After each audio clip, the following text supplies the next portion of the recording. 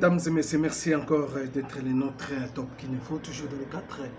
Il y a l'essentiel de l'actualité. Voilà, le plaisir de vous présenter ce nouveau numéro du 30 janvier 2024. Voilà l'actualité, toujours nous allons revenir sur quelques points d'actualité auxquels nous allons vraiment aujourd'hui essayer un peu de vous donner des informations et surtout nous allons vous convier de suivre l'entretien que nous avons eu avec M. Kolibantou, auquel nous avons essayé un peu de parler sur la situation. Il y a Ville à Kinshasa et surtout la situation générale, il y a politique, il y a Mokanabiso, surtout chef de l'État Nenge, à Zobanda Manda, deuxième mandat, et surtout Alobaki que non, les erreurs du passé, et ça l'a sous-souté. Il a fait quelques recommandations, plaidoirie auprès du chef de l'État et surtout aussi nous allons vous livrer quelques vidéos où qui dans l'Assemblée nationale, où l'ouverture, il y a la 4e législature nationale et Salamakilobi, on a installé les bureaux provisoires, bureaux d'âge, Mbosso, les plus âgés de l'Assemblée, et puis il y a Serge Bahati, et il y a aussi AG Matembo, lui aussi, ce sont des jeunes, les deux jeunes là,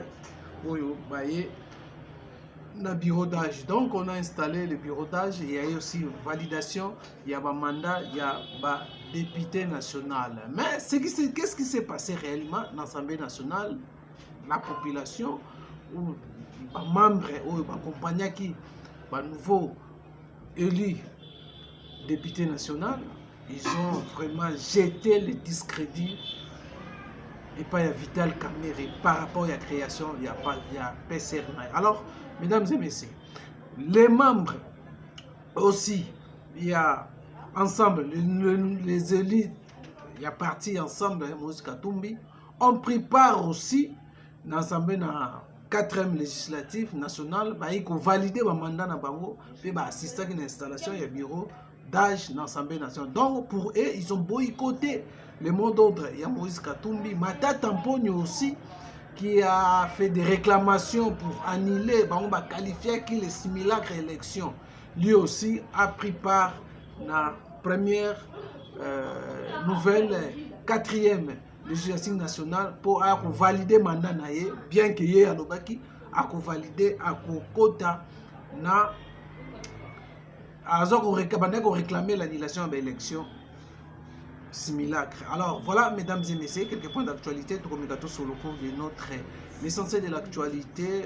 Il y a mon colo à l'élo. Mesdames et messieurs, quelques points d'actualité sur rapidement avant d'entrer dans notre entretien avec M. Kolibantou sur la situation de la République démocratique du Congo, surtout la crise au sein de la ville à Kinshasa qui dirige la ville à Kinshasa. Abonnez-vous massivement sur Top Kin Info.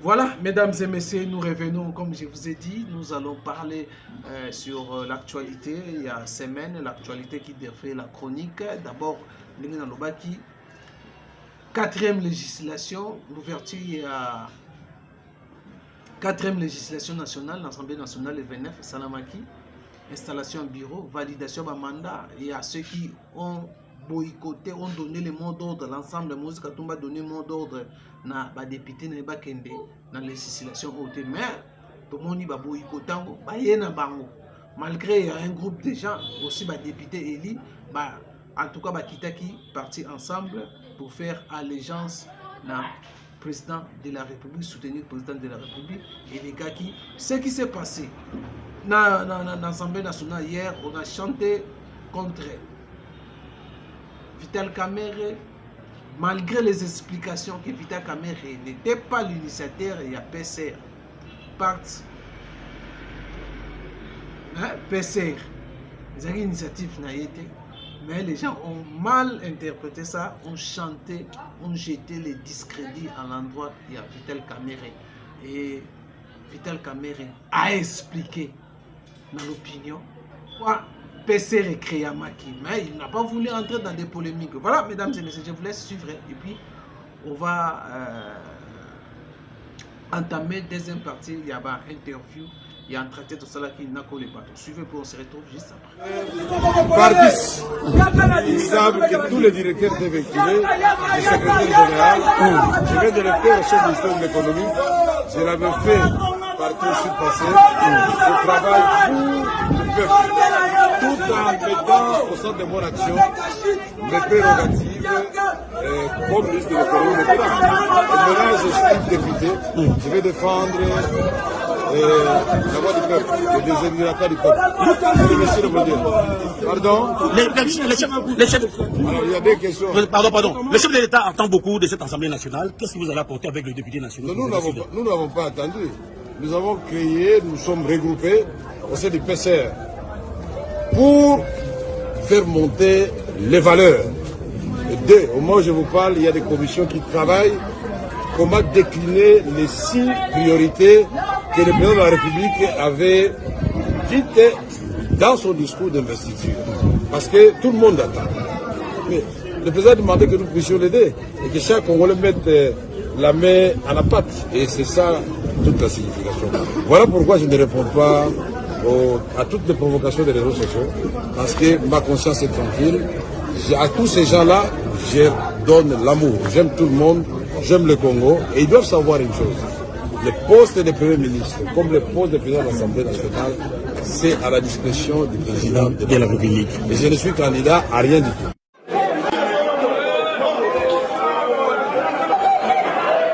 Voilà, mesdames et messieurs, ça c'était Vital Kamerhe qui a réagi par rapport à PCR où ils ont créé polémique, où il y a qui la population. Mesdames et messieurs, vous avez suivi Vital Kamerhe qui a par rapport à ça. Alors, nous allons prendre d'abord l'interview, nous allons prendre vraiment cette fois-ci pour les Bantous, où il y a sur la situation surtout la ville de Kinshasa, où il y a la crise Ezali qui dirige Kinshasa actuellement, violation sur violation. Il y a même le ministre intérieur qui essayait d'avoir violé la loi, a marché sur les règlements intérieurs. Il y a l'Assemblée provinciale de la ville à Kinshasa. Malgré tout ça, Ngobila a tenu une réunion avec la province à la commune pour mes propriétés à la commune. Mais Tolanda qui n'a pas été solo na numéro que le président de l'Assemblée provinciale de la ville à Kinshasa a couru pour assumer la responsabilité et a outil encore sous que ça là, qu'on écrire dans l'autorité que non, après qu'on engage ville à Kinshasa, même les signatures, même si les plans financiers, après qu'on engage, t'es pas yébis dans l'autorité, la signature n'est pas prendre dans la quantité, sur laquelle à ça la signature, sur ça la signature comme ça. Voilà, mesdames et messieurs, sans plus tarder, je vous laisse d'abord suivre un Congolais aussi qui était mécontent, qui a présenté un mécontentement par rapport à la décision prise par les vice-premiers ministres, ministre de l'Intérieur. Suivez pour on se retrouve juste après. Peter Kazadi, zwa vidéo na nga yo kango vraiment. Bosanaka ti mokolo vraiment Tshisekedi mandana ye ko silaka.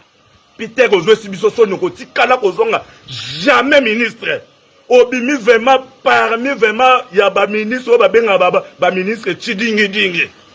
Tshidingi dingi vraiment obimi vraiment ba ministre. Omoni tala ngubila.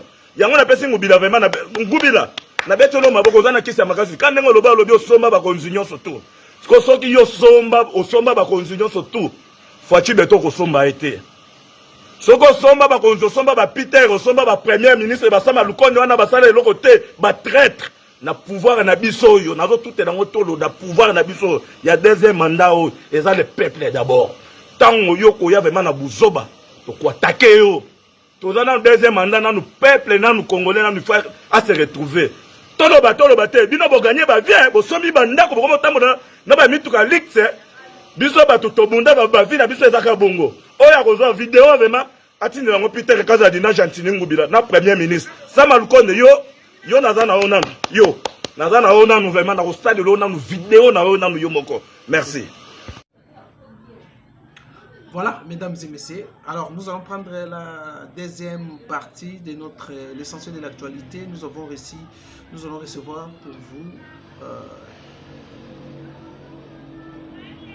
Kole Bantu, quelques questions qui défrayent la chronique en République démocratique du Congo. En tout cas, sans plus tarder, suivez Kole Bantu, na micro na biso, si tobetaki masolo etali ya mboka, comment les choses les abolika. Bonjour président Kole Bantu.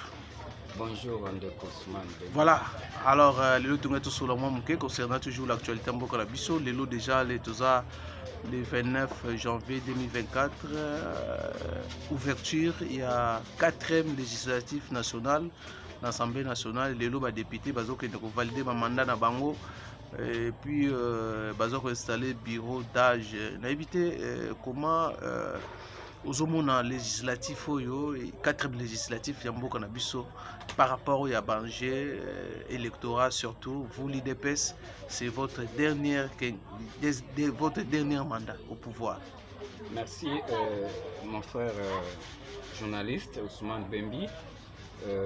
Avant de répondre à Motuna Nayo, permettre ngai d'abord présenter ma félicitation na chef de l'État Félix Antoine Tshisekedi Tshilombo na ndenge auti kozala réélu na succession ya trône ya koza chef de l'État na mboka na biso. Et deuxièmement, il y a présenter ba meilleur vœu na ba membre nyonso ya UDPS, il y a ba peuple congolais, puis na ba travailleurs nyonso tout, en commençant par vous, il y a Topkin Info et chaîne Oyo et Zali pour informer le peuple congolais partout d'iska Isali. Alors, pour na motuna nayo, lelo certes Zali session et validation, il y a ba mandat, il y a ba nouveau député et élu. Cela ne peut que se faire. Au-delà, il y a quelques revendications Oyo jusqu'à présent cours nano et quantité, notamment Tozo Zelape dossier il y a 82 82 candidats Oyo bazalaki suffrage na bango. Suite il y a détention illégale, il y a DV.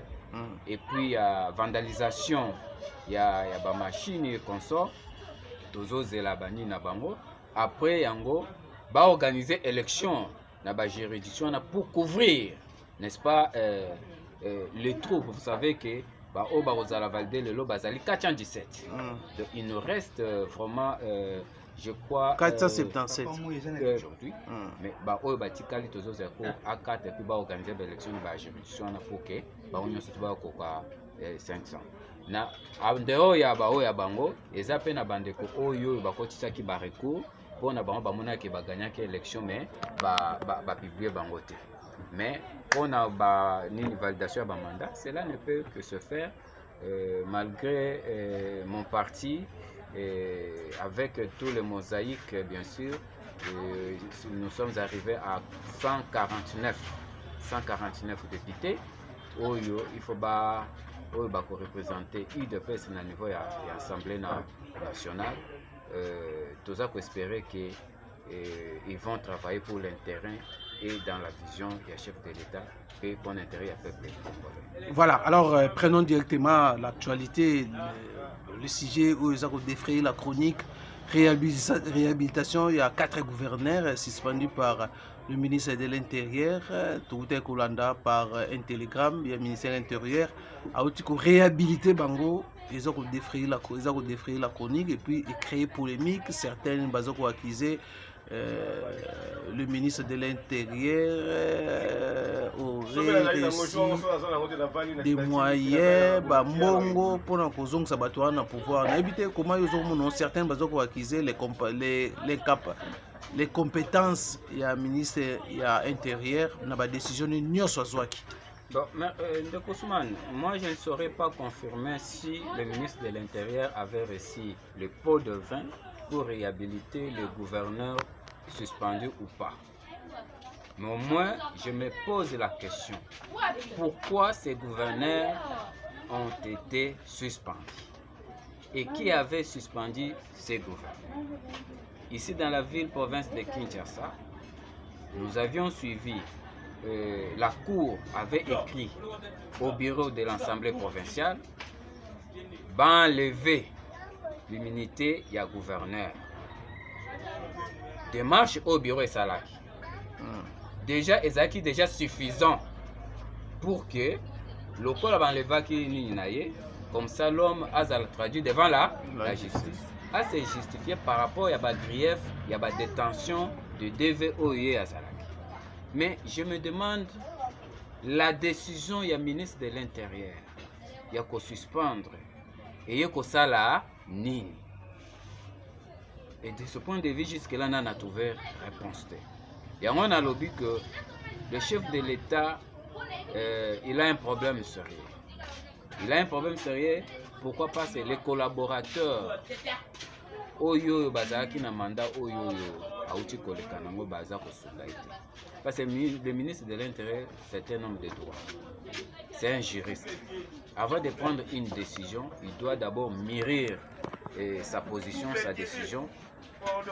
Et puis, à se relancer dans la décision. Mais voilà maintenant, il y a ça entrave entre les droits et une décision administrative. Voilà ce qui n'est pas bon.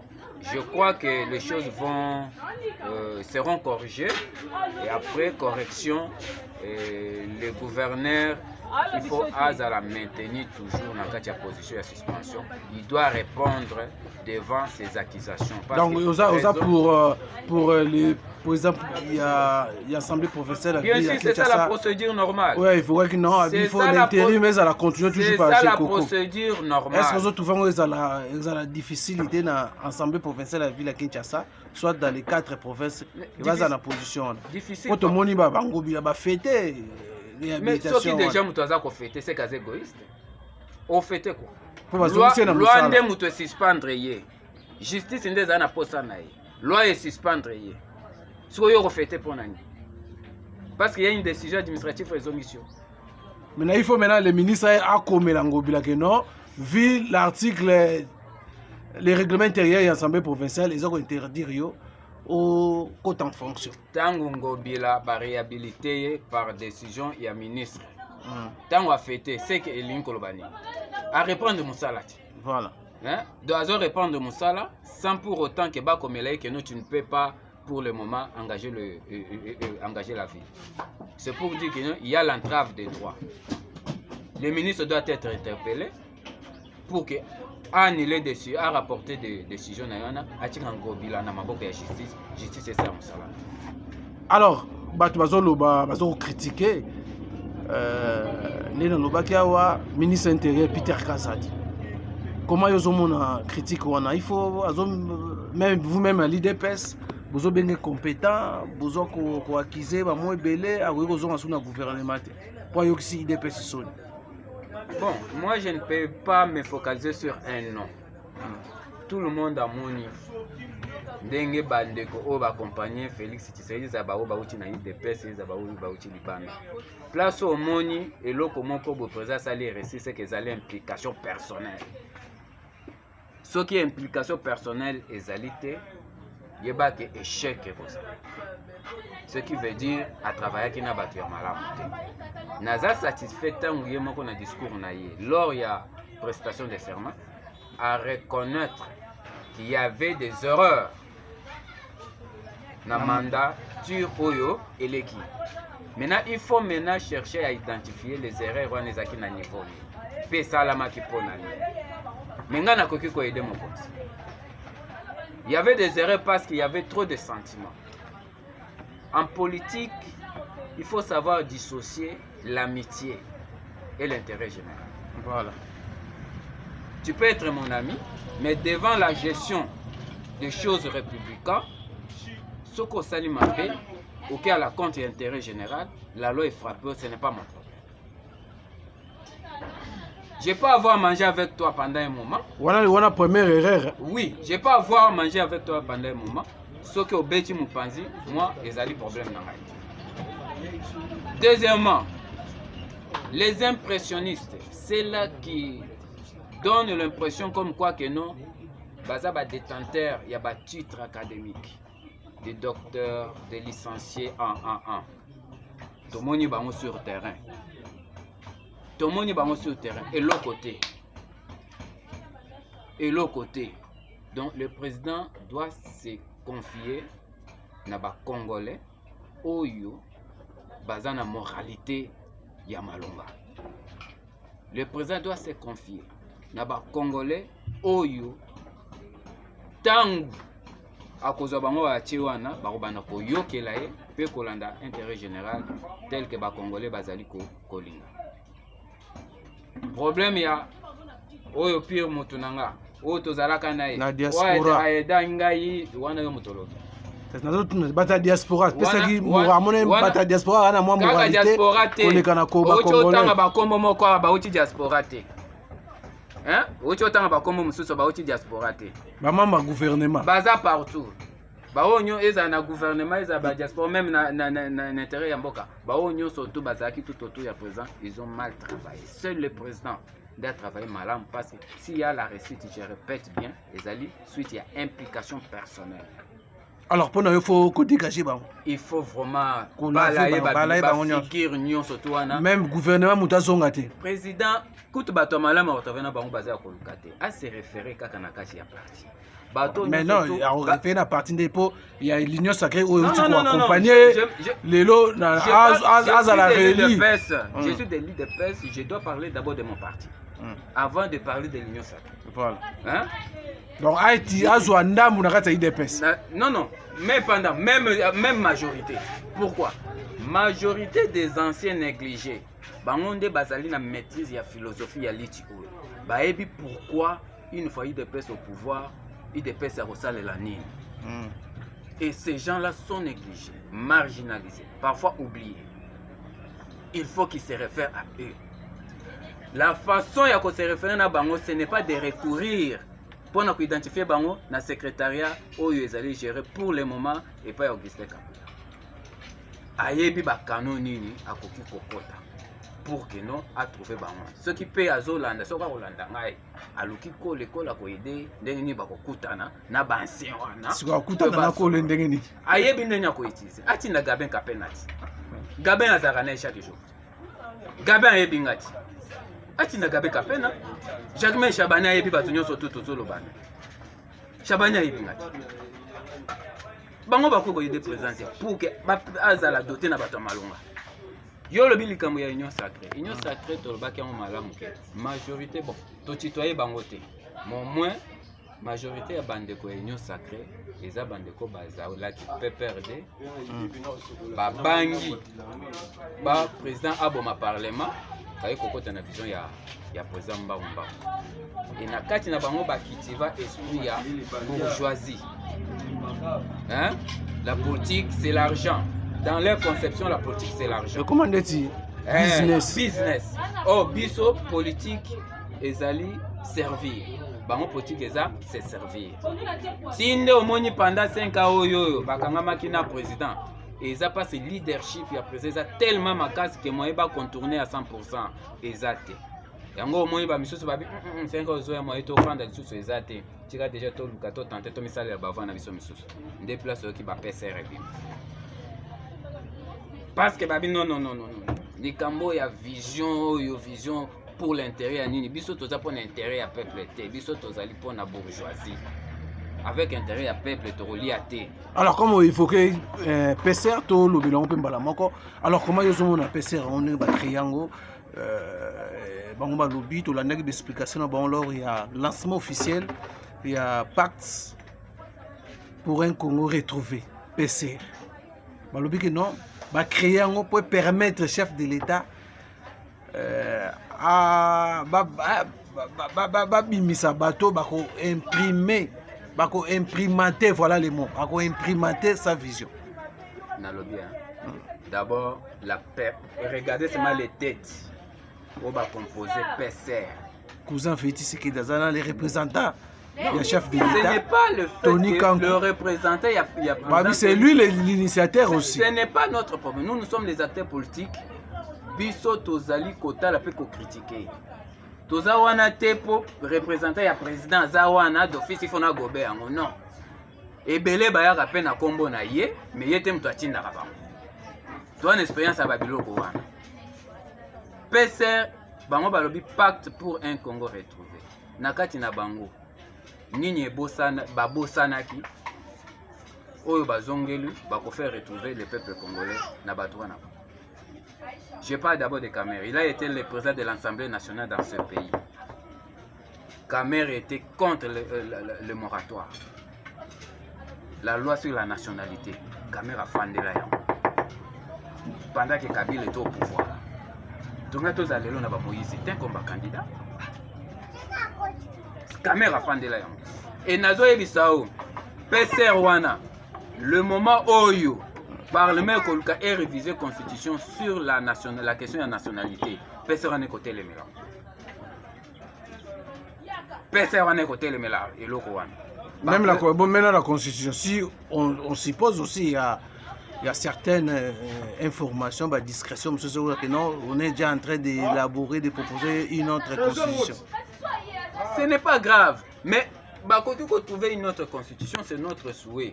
Mais l'article qui parle sur la nationalité de père et de mère. Baroté mélange pour l'année. Hein? Baroté mélange pour l'année. Et bon, on est ni batté les mélanges moratoire. Bah raison est une qui va battre le moratoire. C'est la même raison au baroté. Donc PC Ngolo Bagino les anciens de PPRD. Les anciens de va se retrouver. Trouver encore. Pour que va bloquer. Bloquer ba projet nyo sogoya. Projet à Félix Tshisekedi.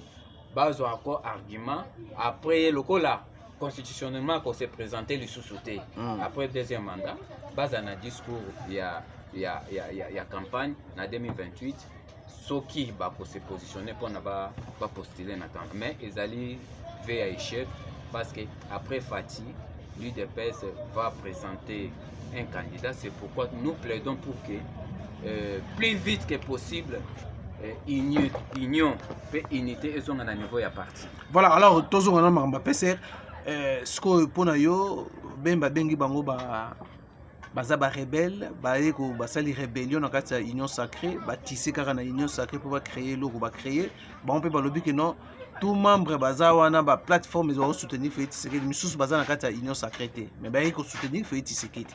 Et puis na habité comment yozomona yo moni boni babimi ba opposant ya union sacrée bazaba rebelle bemba raison bazaba rebelle union sacrée est allée organiser bazan un système à présidium c'est-à-dire toutes les décisions ya union sacrée avant ebima présidium nde ekosiéger ce qui présidium est jugé que non na kati na biso il faut tout le créer ba sous organisation na kati et cette décision ya nini ya union sacrée bango ne ba ko décider mais oyo na ba membre ya présidium baza surpris ba moni un groupe déjà na kati na bango babimi basali eloko moko boye et soko tangi eloko bazo ba keno balingi ba implémenter na président de la république bato ya au travailler na bango baza ba exemple pour que ba pesa président ba Clément Longo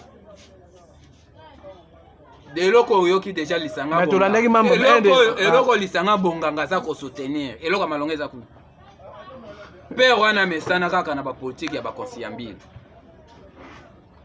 c'est que il y a un jeu bazo se positionner bazo le caprimatir na présidence mais membre moi il y a secrétaire général il y a INC membre de l'union sacrée lobi que non avant PCRS et avec Salama signalaki membre moi ya présidium entre autres Augustin Kabouya azalaki au courant de cette de ça mais boni kasi signalaki Kabouya nga tellement Kabouya bezaka bazo définir leur avenir politique. Ça c'est un langage politique alingi ko blesser bango tellement ko pesa nini impression te que l'union sacrée il y a un groupe de rebelles baé vous comprendre à concéder les bango Babylone na bango mais ce n'est pas dit qu'il y a pour rien. Mais na pona yo quelle position fait ce qu'elle peut prendre face à ce groupe oh bah tu créer encore une nouvelle plateforme na kati ya Union Que Sacrée. l'opposant reste catégorique égal à lui-même. Là où les intérêts du peuple et que Luka est à la compromise, il faut écarter. Ce qu'on moni balingi, ba memaye na ba bagarre moko ezanga tina à dissoudre le Parlement. Il a ses pouvoirs. D'ailleurs, j'avais dit donc ça. Donc, non, ils peuvent rafler tous les bâtiments de la bloc. Sacré.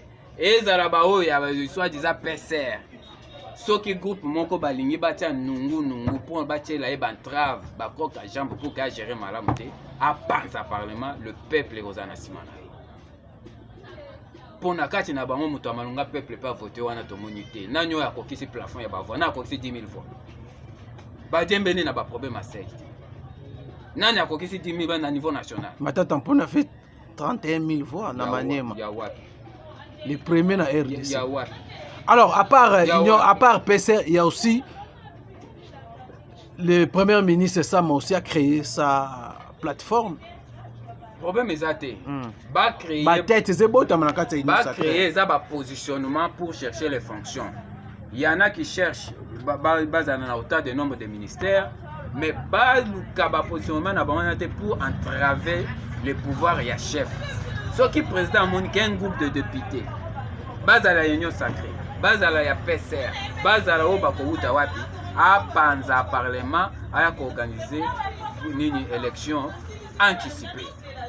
Il y a législation, les députés ébélés. Wana tokozwa pe moyen ya kokota pe na kati wana parce que cette fois-ci tokozala tobeti pe ba porte pour qu'il va soutenir. Voilà, alors par rapport à ça, maintenant dernier mandat fait quel est maintenant l'avenir? Il y a IDPS, il y a Binoyo, parfois IDPS c'est ça uni, parfois IDPS c'est ça unité.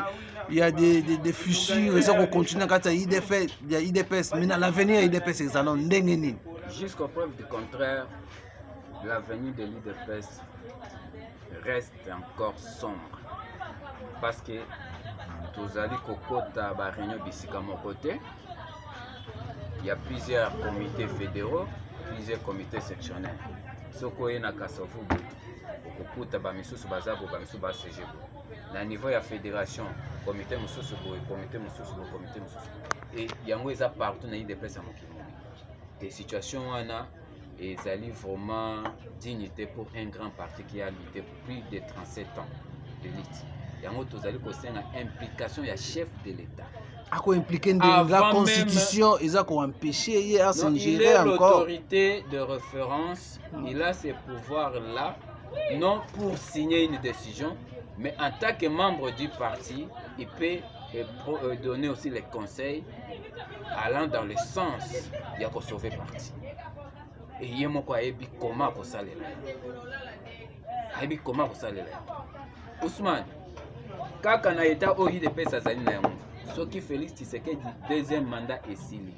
Ba réussi ko unifier parti T. Éclatement. Pour nanya ko fanda les choses. Pour aliter les sous en opposition pendant combien de temps? Pe tant o yango kozwa na ba age tozana ngo tokozana na yango les sous. Pe pourtant o tokozwa. Donc beaucoup mandeti PPRD, beaucoup mandeti Palou.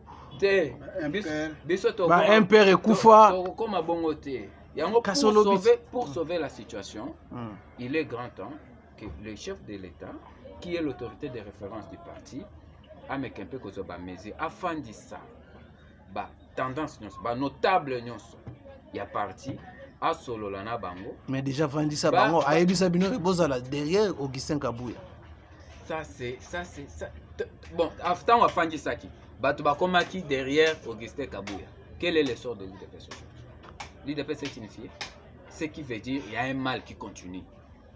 Il doit chercher à dénicher ce mal pour unifier tous les fils et filles du parti. Donc, l'unité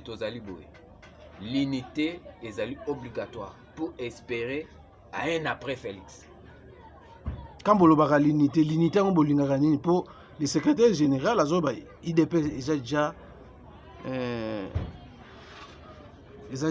Ils vivent déjà na unité mode c'est salama makamna c'est salama ya unité biso tant to le l'unité tozo zelaté secrétaire général ayebisa biso parce que ba texte na biso je ne vais plus revenir sur ça na lobaki politique évolue tellement qu'il faut changer d'attitude dans le deuxième mandat. Mais tant que vous posez une question, vous avez une nostalgie. Dans le Biboui, tant que vous avez une unité, le secrétaire général n'engage pas le parti. Mais Kabou a engagé le parti. De quel pouvoir? Le secrétaire général ne convoque pas le congrès. Kabou a convoqué le congrès. En engageant le parti, en convoquant le congrès. Sotel Batunyo surtout au Yatini na entreprise na bani. Combattant guerrier azate. Bamisus baye ba 2014. Bamisus baye na ba kaka na mandat kaka tant Félix tant abimika président. Aye na mopepe wana lokwa bazokumisa ye CG balongola ye ba chaussures bani a matisi bango. Vous comprenez? Ça ce n'est pas garantir l'unité. Biso tozo senga unité linkoloba réhabiliter la légalité.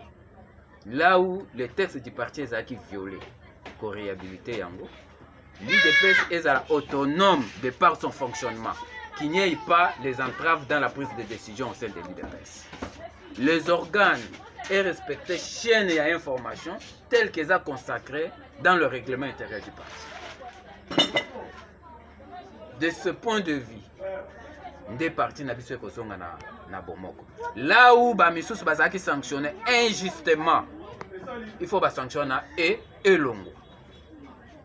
Président travailler tout le monde na gouvernement na ina batu misusu bafinga pe Etienne Tshisekedi.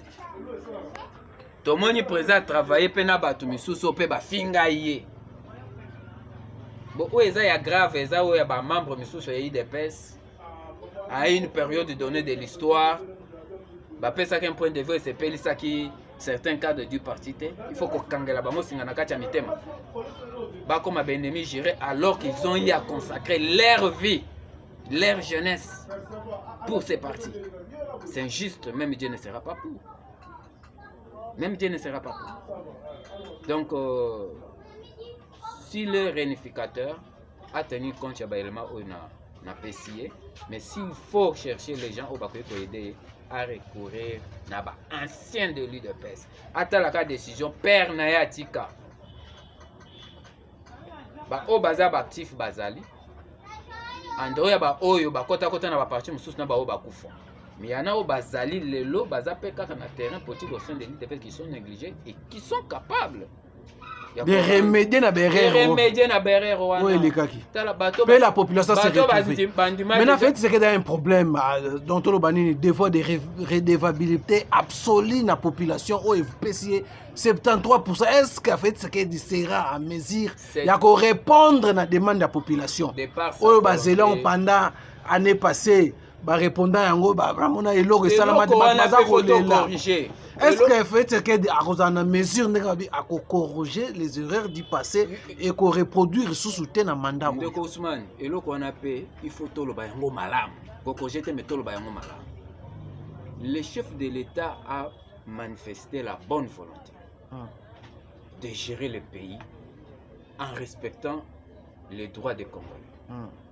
Il a dit, je connais les attentes qui sont les miennes. N'est-ce pas? Mais avec votre aspiration, avec votre aspiration, et l'ongoto sa nini, là il a responsabilisé aussi le peuple. Seul en tant qu'humain. Mais à responsabilité le peuple, mais les peuples étaient les peuples ont voté. La responsabilisation du peuple est à un niveau nini. Il y a koki lokola mutu azu mutu moko boya moyibi atieye. Mais si le peuple les a vigilants, le peuple a télémé, mais le peuple a télémé trop à dénoncer. À côté là, le peuple a dénoncé à Kate, peuple a l'élaka. A l'élaka, c'est à l'élaka, il a dénoncé. Il faut y avoir komoko. Peuple a dénoncé à Kate, peuple a l'élaka. Au moins, Azoyiba, Bata la Kakabon. Ça, ce n'est pas dénoncer. Ça, tu es en train de pleurnicher. Bima la balabala. Loba pouvoir ezayanga. Mutona za moyi. Président Tony comment on a été. Mais avec elle, maintenant, les autorités politico-administratif ne bazo ko empêcher le peuple est souverain, peuple a mokonzi ya ba autorité politico-administrative. Ceux qui battent pendant un mois va résister. Il y a plusieurs dénonciations, ça là même dans les médias ba dénonciation, c'est ça c'est comme si ba kangramato. Dénonciation à complaisance. Mesure à complaisance mais faut qu'on vérifie. Mutu mususu a trouvé compte na yete. Voilà. Hein? A dénoncer pour cause la mutu mususu makamba. Ba dénonciation calomnieuse ezo sala ma ebele. Mais ba dénonciation o eza fiable. O eza lui vraiment qu'eza fondé. So peuple a telemi président a vraiment à interpeller hiérarchie ya mokonzwana pe décision kozwa. Peuple ndé jusque là a baza kotinda a pleurnicher au lieu de revendiquer. La revendication ezali que nazo reconnaître que loko eza yanga me bayibi ngango tiko nazo nyana botolango. Au lieu ya kolela. C'est ça le problème. Voilà. Le peuple congolais est habitué à pleurer au lieu de revendiquer. Voilà, nous sommes à la fin de notre entretien. Alors, dernier mot, 1 minute pour tout ça, 30 secondes. Le dernier mot, j'appelle à l'unité du parti. Oh, l'IDPS seulement. Je suis membre de l'IDPS, je ne peux qu'appeler à l'IDPS parce que je vais vous dire une chose. Mais est-ce que les gens vont attendre? Il y a déjà réunification parti Salama. Non, je ne veux plus revenir, je viens de répondre sur cette question. Voilà, alors on va terminer. Je ne vais plus répondre sur ça. Je dis que j'attends le président à son initiative pour unifier toutes les tendances au sein du parti, considérer tous les combattants de l'IDPS, Oyoba Melagas, Oyoba Fingama, Obaza humilié, parce que Baza n'a un plus à porter dans un mandat il y a 5 ans, Baza utile pour la République. Voilà les tout derniers. Voilà. Merci beaucoup, mesdames et messieurs. Boulanda Kibiso. Tokutani prochainement dans le numéro Moussoussou. Portez-vous bien. Bye bye.